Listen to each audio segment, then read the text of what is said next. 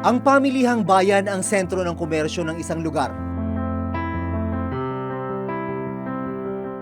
Malaki ang papel nito sa kabuhayan ng mga mamamayan.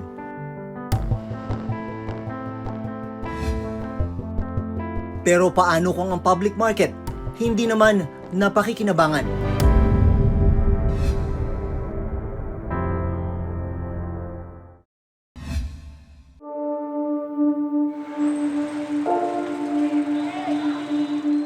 Alas 6 ng umaga, naghahanda na si Aling Silvia Marano sa pagbubukas ng kanyang pwesto sa isang makeshift na pamilihan sa barangay West Poblacion, Palawig, Zambales.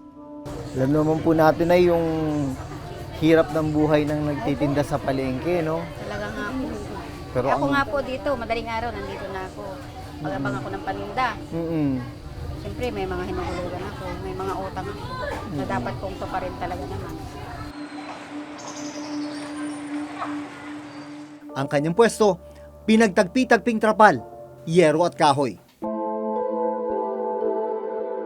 At dahil walang maayos na waste management sa nagsisilbi nilang pamilihan, problema rin nila ang tambak na basura. Hindi rin maayos ang kanilang drainage system. Kapag umuulan, umaapaw raw ang kanal.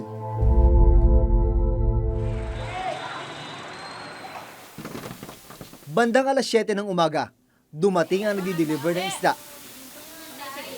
3 dekada ng tindera sa palengke si Aling Silvia. Ang kita, pinantutustos niya sa pag-aaral ng kanyang 2 anak. Pag may dumating na isda, nakakuha ako ng isang box na, isang collar na isda.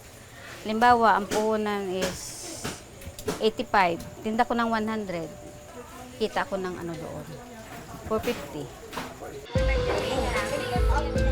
Sa kinatitirikang pwesto ng tindahan ni Aling Silvia, may dati palang nakatayong maayos na public market.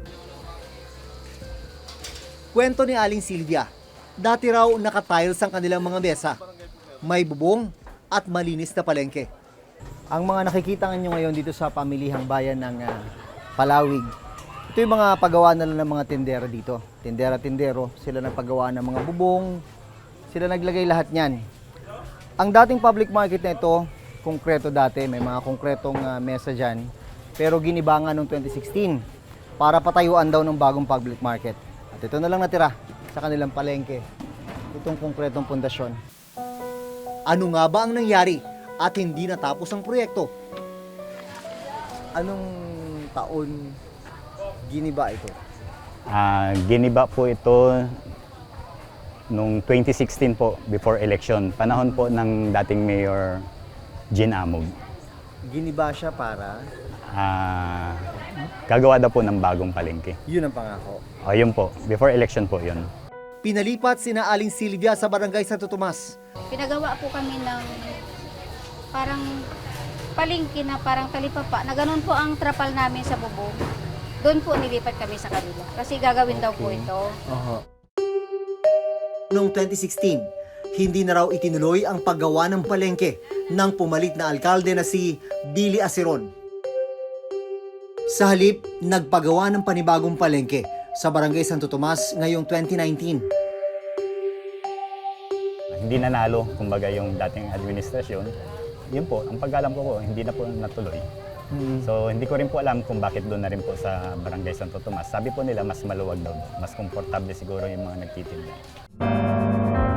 At habang ginagawa ang bagong palengke sa barangay Santo Tomas, walang magawa sina Aling Silvia kundi bumalik sa ginibang palengke sa barangay West Poblacion. Parang dati, maayos-ayos pa dati. Yun na nga po, sana hindi na kami pinaalis dito. Ito, sino mga nagkabit Kami nito na po mga ang to? gumawa nito. Kayo-kayo na lang. Opo. Para lang po makaalis kami doon at magawa yung palengke doon.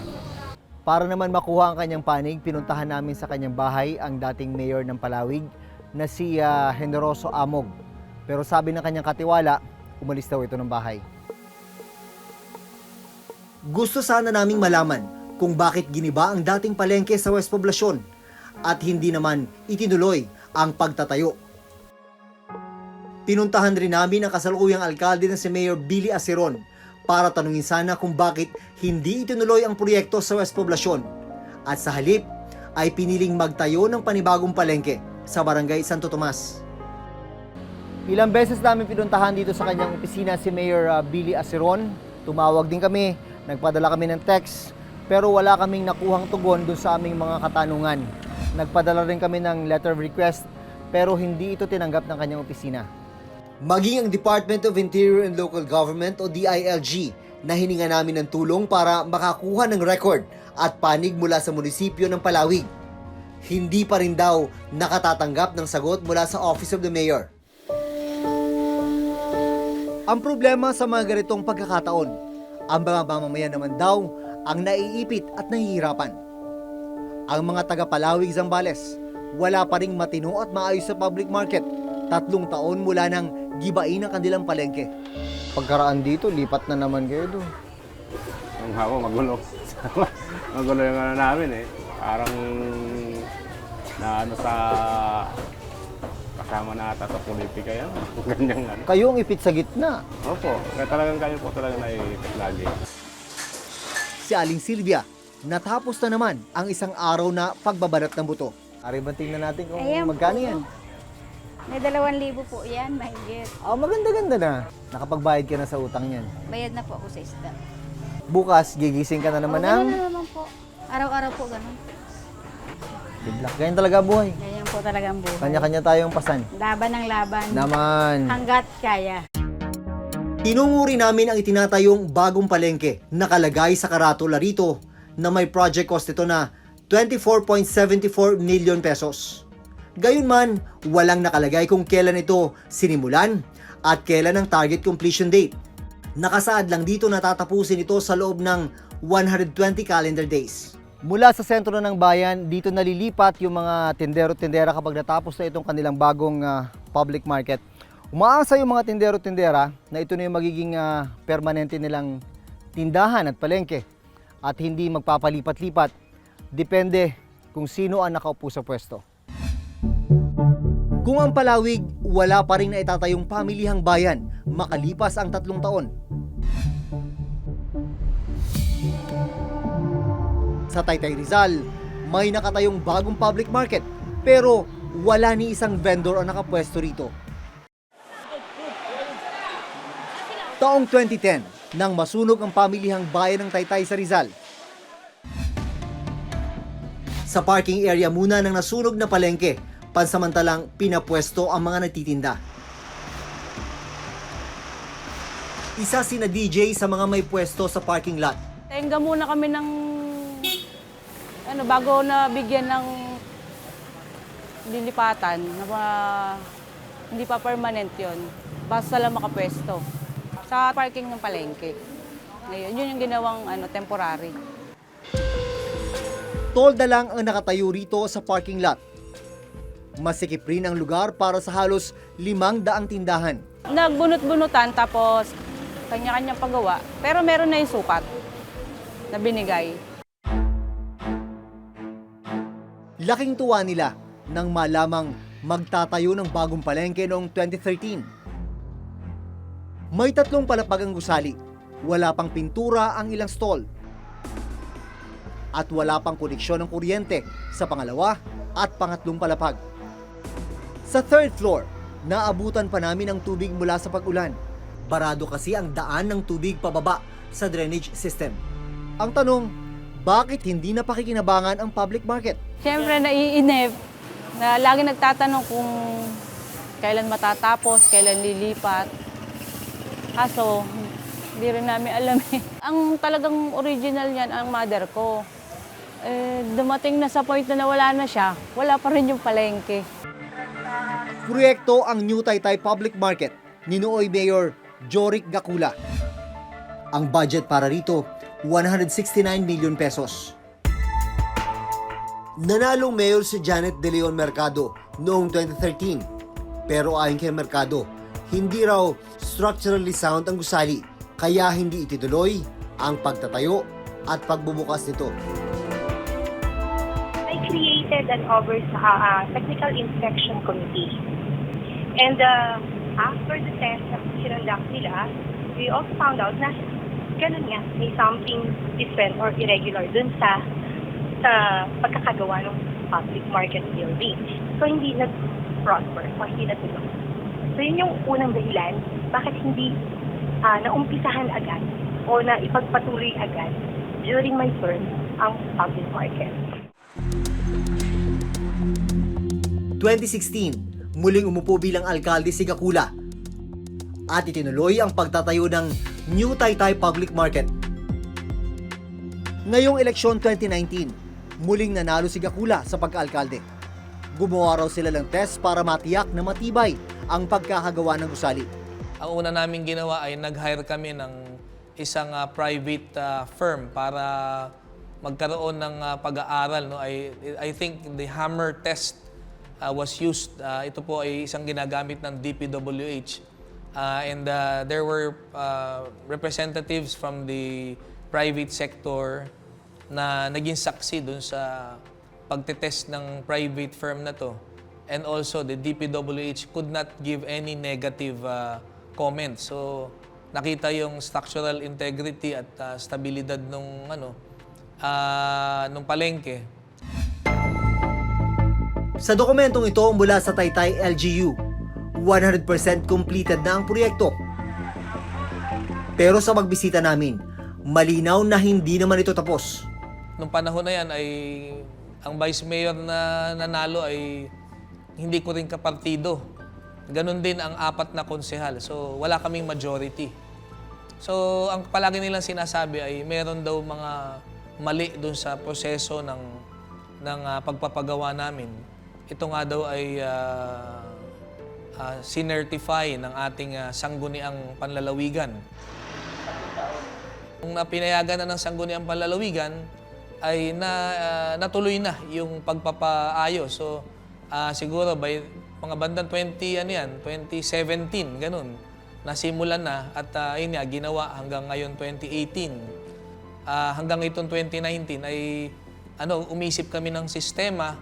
Ang ginawa namin, i-prioritize namin yung mga original tenants ng palengke. Sila yung mga nasunugan at nagtiis ng from 2010 hanggang 29 years na tiniis nila yan na dahil lamang sa politika, sila ang nagtiis ng mga paghihirap. Target nilang mabuksan ang New Taytay Public Market ngayong September 2019. Sa bayan ng Kawayan, Masbate, isang nakaabandonang public market at terminal ang natagpuan ng Reporter's Notebook. Dito sa bayan ng Kawayan, ang kanilang public market at public terminal nandito sa gilid ng kabukiran.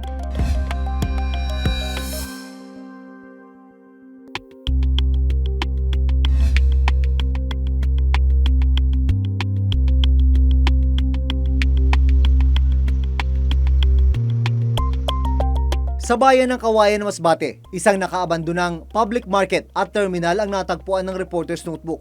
Kung sa ibang lungsod at kung sa ibang bayan, yung mga public market nila, public terminal, nasa sentro ng kanilang lugar, dito sa bayan ng Kawayan, ang kanilang public market at public terminal, nandito sa gilid ng kabukiran. Sa dokumento mula sa Municipal Engineering Office ng Kawayan, taong 2015 nang itayo ang pamilihan at terminal na ito. Declared completed din ang proyekto noong 2016. Ang kabuang ginastos para rito, 25 million pesos. Pero ni minsan, hindi ito nagamit. Dahil hindi nga nagagamit ito at mukhang wala naman nagme-maintain, ayun o yung mga bench, para sana sa mga pasahero, kinakalawang na. Meron naman nakapark dito, yun nga lang, malaking truck. Ang ilang bahagi at gusali rito, tinubuan na ng mga halaman. Kinakalawang na rin ang ibang pasilidad. Habang naroon kami, napadaan ang vendor sa lumang palengke ng Kawayan na si Lorian Gallego. Mga kailan tinayo yan? Siguro mahigit 3 years na siguro. Oo. Ang tagal na. Mayor pa dati si Libot Condor. Oo. Tapos hanggang sa napalitan na siya ni Abinuman. Nalaman nyo ba bakit hindi nagamit talaga ito? Hindi namin alam. Sayang mo, nasisira na. Oo, nasira na. No? Nabakbak na nga yung mga yung yero doon. Nung umpisa pa talaga, wala talagang nakatinda dito. Kasi ayaw ng mayor ni Abinuman, ayaw niya. Malayo daw sa sa dagat. Malay. Kung dito ilagay din yung sa palengke, malangsa. Kasi walang dagat. Oo, nakakahinayang. Kasi siguro ang laki ng nagamit na pera dito. Nakausap namin ang municipal engineer ng Kawayan na siyang implementing agency ng proyekto. Engineer, ano nangyari dun sa public market at public terminal? Bakit hindi nagagamit? Medyo hindi ako masyado kabisado. Bakit hindi siya nagamit? May mga responsible person siguro o tao na pwedeng sasagot bakit hindi siya nagamit as of now. Engineer, habang tumatagal yan, nasisira yan. Alam naman po natin yung paano nagde-deteriorate yung mga ganyang structure. Eh. Baka dumating sa panahon sira na yan, hindi pa nagagamit. Siguro that time, so, dapat na natin i-advise dun sa either sa executive na kailangan na pagtuunan ng pansin. Lumalabas na ipinatayo ang public market sa Kawayan noong 2015 sa pamumuno ni Mayor Edgar Condor. Napalitan si Condor noong 2016 ni Mayor Ramon Abinuman. Ayon kay Abinuman, hindi niya pinabuksan ang pamilihan dahil depektibo ang ilang bahagi nito. Pagkatapos niyan, hindi ma-operate kasi ayaw bigyan ng clearance ng DBP kasi defective daw yung building, hindi tapos. Wala pang ceiling yan.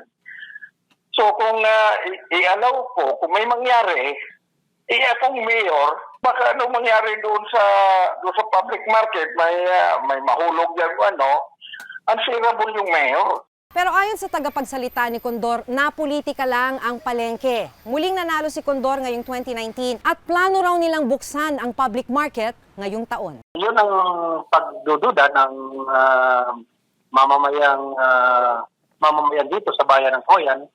Dahil nga, yung construction ng terminal at public market during the time of Edgar Condor when he was a mayor. So, nung nag-vice mayor siya, na parang nagkaroon ng lamat yung allies nila, yung dalawa. Kaya, yun, nagkaroon ng konting problema yata.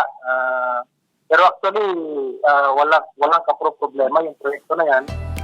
Ayon kay Felipe Medalla, isang ekonomista at former NEDA chief, bahagi ng tinatawag na microeconomy ang mga nasa retail sector, kabilang na ang mga tindera sa mga public market. Pag may pera ang mga tao, mamimili yan. So you can look at it this way. Pag umunlad ang ekonomiya, uunlad ang retail sector. At pag umuunlad ang mga retail sector, umuunlad din ang ekonomiya. Ngayon, yung retail sector na yan, siguro mga 5 to 6% na ekonomiya. Ngayon, wala na tayong statistics kung ano ang share dyan ng public markets. Hula ko, wala pang 1% na ekonomiya yung public market. Pero wag mong bibiru-biruin yung 1% na ekonomiya dahil ang 1% ay bilyon-bilyon. Kaya naman apektado rin ang ekonomiya kung walang maayos na pamilihan ang isang bayan. Well, unang-una pakikinabangan. Kung maganda ang lokasyon niya, makikinabang ang mga nagtitinda, kanilang kinikita ay tumataas to the point na kaya nila magbayad ng renta. The mere fact na kumikita sila, ang ibig sabihin nun, ang tingin ng mga consumers, mga tao, reasonably at yung presyo doon at kaayon-ayon yung mga produkto kaya nga gusto nila bilhin eh.